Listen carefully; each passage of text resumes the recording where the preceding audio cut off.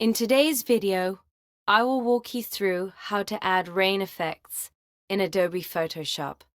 Please like and subscribe if this video helps you. Once your image is ready, start by creating a new empty layer above the photo.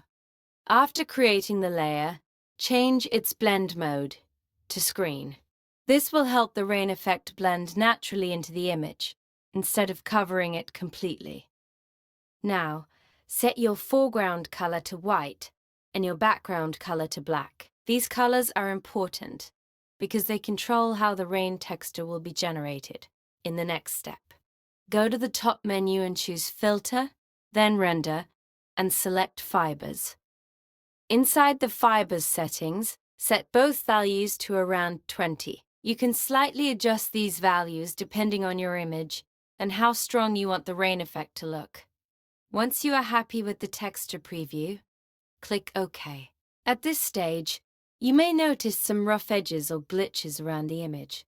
To clean that up and also improve the direction of the rain, select the rain layer and press Ctrl or Command+T to transform it. Scale the layer up slightly so the edges move outside the frame.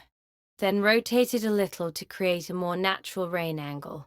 Keep adjusting it until the direction feels right for your scene, and then confirm the transformation. Next, create a new levels adjustment layer. Use the black and white sliders to refine the rain effect. Increase the blacks slightly and reduce the whites a bit so the rain looks softer and more realistic. After that, clip the levels adjustment layer so it only affects the rain layer underneath. You can also rename the layer panel here if you want to keep your project organized while working. Now convert the rain layer into a smart filter. Then go to Filter, choose Blur, and select Motion Blur. Set the angle so it matches the direction of the fibers you rotated earlier.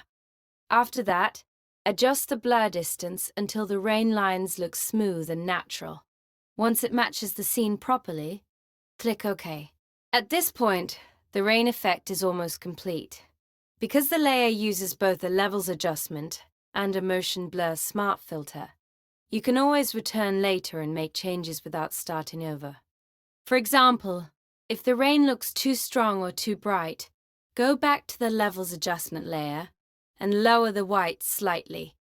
In this example, reducing the whites a little creates a much more believable result and helps the rain blend naturally into the scene.